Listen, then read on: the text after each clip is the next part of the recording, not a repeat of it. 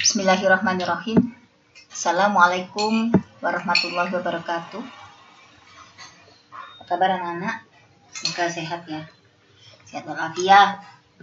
Oke, dan tetap semangat. Oke, anak-anak, hari ini kita akan belajar persiapan PAT sama PAS. PAT atau PAS besok ya, mulai besok. Ya. Karena saya ambil soal-soalnya dari soal-soal UNBK tahun 2019. Ternyata saya lihat soal-soal yang ada di UNBK 2019 itu untuk materi kelas 12 itu cuma materi matematika wajib, untuk matematika peminatan tidak ada. Ya, tidak apa-apa, apapun yang bisa kita persiapkan akan kita siapkan. Oke, kita mulai ya anak-anak. Di dalam soal-soal UNBK tahun 2019 itu soal terkait dengan peluang. Ya, materi kita kan peluang ya di semester genap itu mulai nomor 32. Oke, kita mulai nomor 32.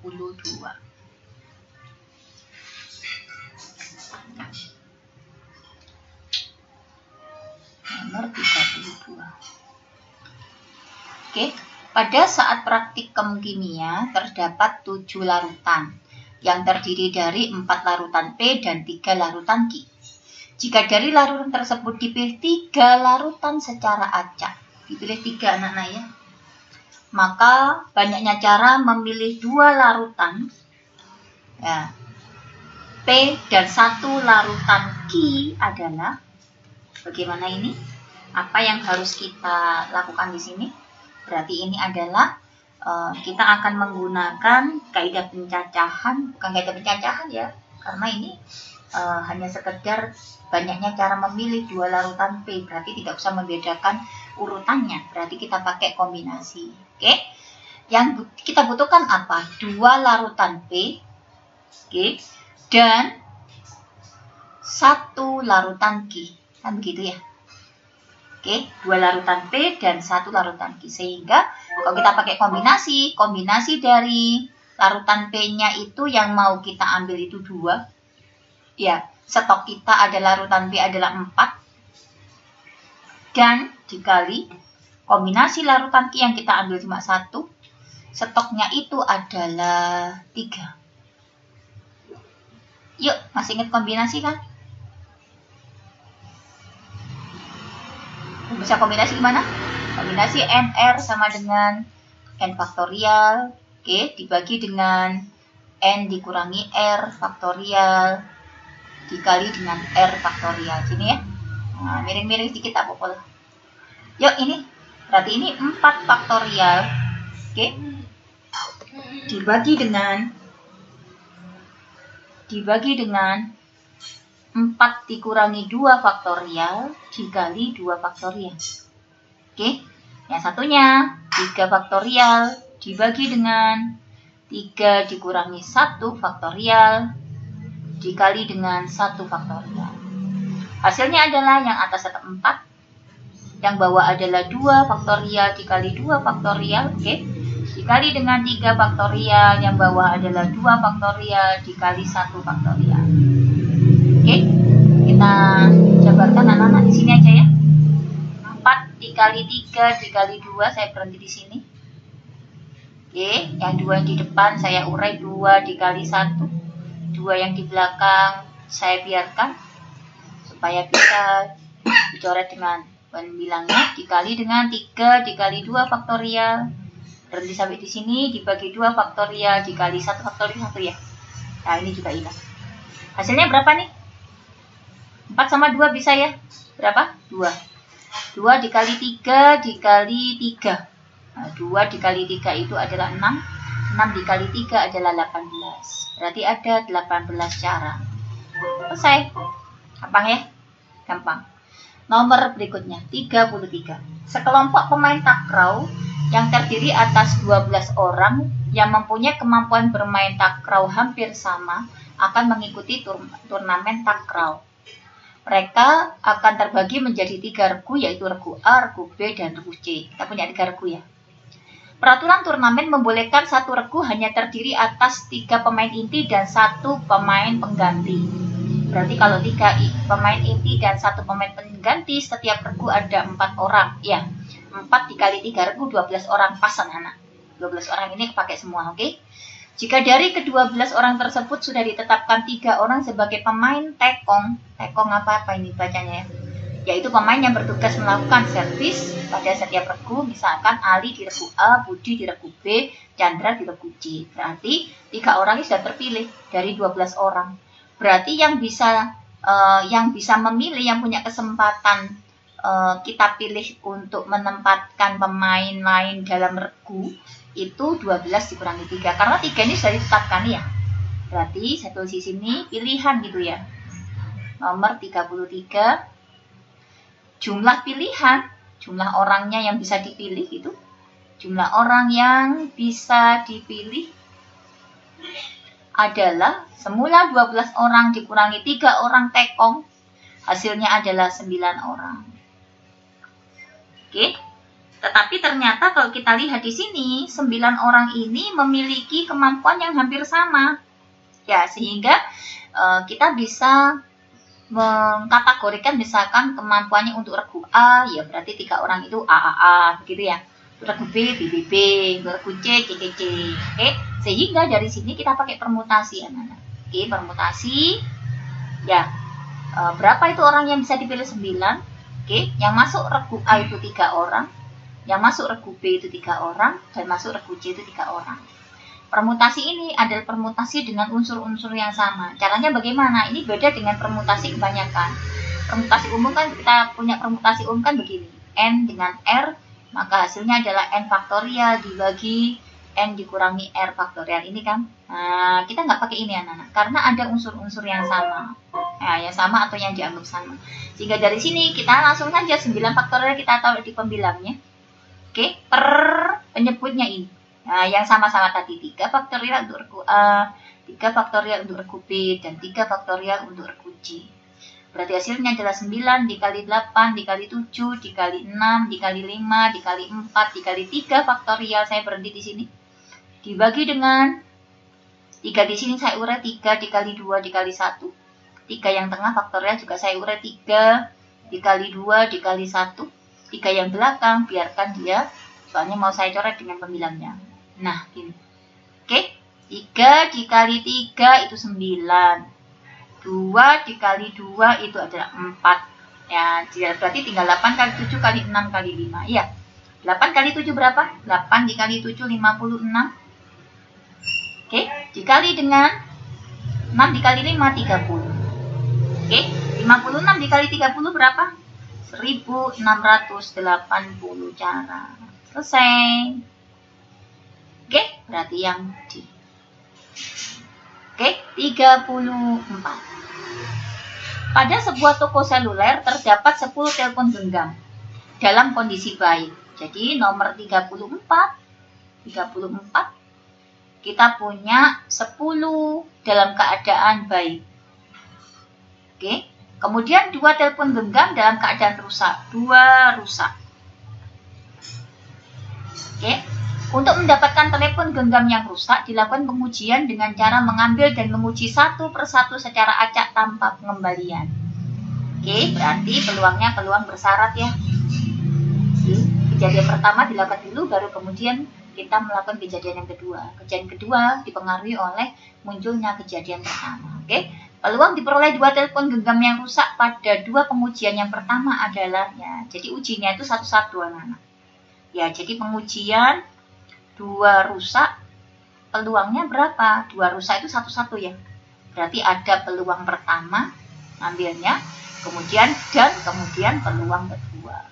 Ya, peluang pertama, yang rusak ada berapa? 2. Ya, keseluruhan ada berapa? Ada 10 tambah 2, 12. Dan dikali.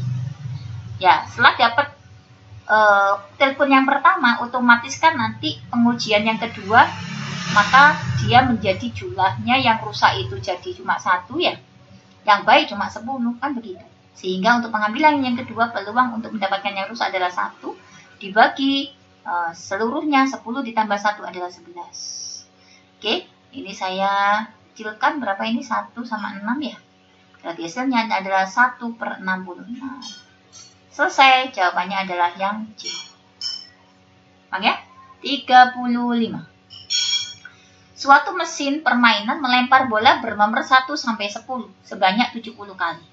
Frekuensi harapan muncul bola dengan nomor bilangan prima. Mana bilangan prima?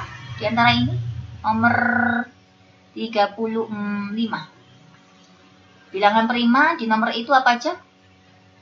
Bilangan prima itu adalah bilangan yang bisa dibagi angka 1 dan bilangan itu sendiri. Berarti berapa? 2 ya. 3, 5, 7. Insya Allah anak-anak tahu bilangan prima itu apa. Ya, berarti peluang mendapatkan bilangan prima gimana? Berarti sama dengan kemungkinan kejadiannya 1, 2, 3, 4. 4 dibagi semestanya berapa ini? 1 sampai 10 berarti 10. Berarti peluangnya adalah 4/10. Yang ditanya adalah frekuensi harapan. Frekuensi harapan biasanya kita tambahkan dengan FH ya. Frekuensi harapan itu adalah peluang dikali jumlahnya percobaan. Peluangnya adalah 4/10 dikali jumlahnya percobaan adalah 70. Ya, ini dikecilkan dengan ini hasilnya 7. 4 kali 7 adalah 28 cara. Pakai ya? Gampang. Lanjut 36. Kepada 3 orang siswa, yaitu Andi, Tito, dan Fian, diberikan ulangan harian susulan mata pelajaran matematika. Untuk dapat mencapai nilai KKM, yaitu kriteria ketuntasan minimal, peluang Andi adalah 4/5. Maksudnya peluang dia lulus ya. Oke, jadi peluang saya tulis di sini, Andi lulus atau sesuai dengan KKM itu adalah 4/5. Lulus ujian ya. Kemudian yang kedua, peluang dari Tito lulus ujian, nilainya sesuai dengan KKM itu adalah di situ 2/3. Kemudian peluang Fian lulus ujian, sesuai dengan KKM adalah 3/4. Nah, kalau misalkan peluang Andi lulus ada 4/5, maka peluang Andi gagal berapa? Nah, masih ingat kan? Ya, 1 dikurangi dia lulusnya, berarti ini adalah 1/5. Oke, yang ini juga demikian, peluang Tito gagal berapa? Kalau lulusnya 2/3, maka gagalnya adalah 1 dikurangi 2/3, hasilnya adalah 1/3. Oke, yang ini peluang dari Fian gagal berapa?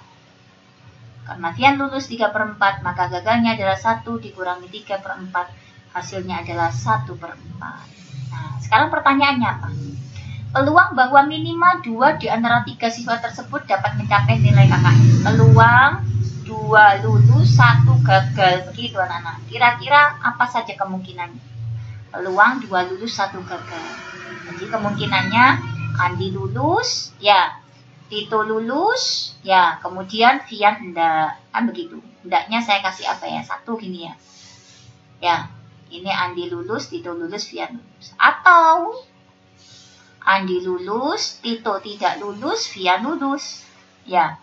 Atau Andi tidak lulus, Tito lulus, Fian lulus. Ya. Yang namanya peluang minimal kan berarti boleh anak-anak ketiganya itu lulus. Ya. Berarti kita satu lagi. Atau Andi lulus, Tito lulus, Fian lulus. Oke, sehingga peluang dari ini menjadi Andi lulus berapa coba? 4/5 ya, tinggal ditulis di sini loh, 4/5. Dikali Tito lulus 2/3. Fian tidak lulus, mana Fian tidak lulus ini ya? 1/4. Oh. Oke. Kemudian ditambah atau kan ditambah ya. Andi lulus 4/5. Tito tidak lulus 1/3. Fian lulus 3/4. Atau ditambah Andi tidak lulus berarti 1/5. Tito lulus berarti 2/3. Fian lulus 3/4. Atau Andi lulus 4/5. Tito lulus 2/3. Fian lulus 3/4. Oke? Hasilnya sama dengan, yuk, ini kan pembaginya sama ya, penyebutnya sama semua ya, jadi 1 aja ya. 4 kali 2 kali 1 berarti 8. Ditambah dengan 4 kali 1 kali 3 adalah 12, ditambah dengan 1 kali 2 kali 3 adalah 6, ditambah dengan 4 kali 2 itu adalah 8, 8 kali 3 24, dibagi dengan berapa ini? 5 kali 3 kali 4, 5 kali 4 itu 20 kali 3 berarti 60. Nah, berapa yang atasnya nanti? 8 tambah 12, 20, 20, 30, 50 ya. 50 per 60. Oke, kita kecilkan berarti jadinya 5 per 6. Selesai, jawabannya adalah A. Saya? Insya Allah bisa. Satu lagi, 39. Sebuah penyedia layanan telepon seluler akan mengeluarkan produk baru dengan nomor kartu terdiri atas 12 digit. Ya, jadi 39 kartunya ini ada 12 digit. Oke, seorang pegawai mendapat tugas menyusun nomor kartu dengan kode prefix 4 nomor awal dari identitas penyedia layanan seluler. Artinya ini sudah diterangkan, depannya harus 0844. Dan 4 kode digit terakhir merupakan angka cantik 1221. Jadi nanti ini gini anak-anak formatnya ya. 0844. Oke, yang tengah itu yang kita cari XXX begitu. Yang terakhir adalah nomor cantik 1221. Maksudnya begitu. Oke, pegawai tersebut hanya diperbolehkan menggunakan angka 2, 3, 4, 5, 7, 8, 9. Nanti berapa kali? 2, 3, 4, 5, 7, 8, 9. 1, 2, 3, 4, 5, 6, 7. Ada 7 angka. 7 pilihan anak-anak. Oke. Kemudian sudah. Oke. Kemudian banyaknya nomor kartu yang dapat dibuat oleh pegawai tersebut adalah gimana ini? 39.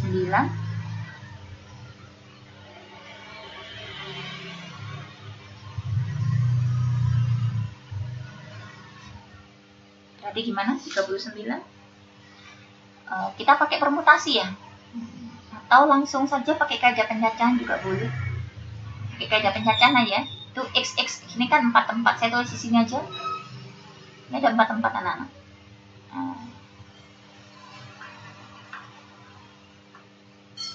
4 tempat.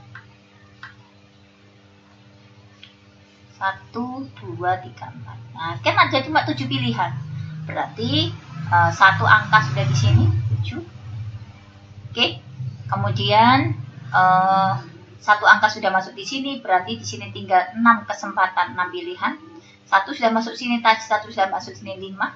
1 sudah sini, 1 sudah sini, 1 sudah sini, berarti tinggal 4 kesempatan, 4 kemungkinan. Berarti hasilnya adalah 7 dikali 6 dikali 5 dikali 4. 7 dikali 6 itu adalah 42 dikali 20. Hasilnya adalah 840 nomor. Ini kalau misalkan nomor-nomor ini harus berbeda. Oke, harus berbeda. Kalau misalkan nomor-nomor ini bisa sama, lebih banyak lagi berarti. Jadi kalau boleh sama, berarti kemungkinannya adalah ya sudah kan boleh sama. Artinya apa? Bisa dipakai terus itu 7-7-nya. Berarti peluangnya adalah 7, 7, 7, 7. Berarti jumlahnya nomor yang bisa digunakan adalah 7 pangkat 4 nomor. Udah gini aja sudah cukup. Ya anak mungkin itu yang bisa saya sampaikan hari ini. Semoga paham ya. Kurang lebihnya saya mohon maaf. Saya akhiri. Terima kasih atas perhatiannya. Assalamualaikum warahmatullahi wabarakatuh.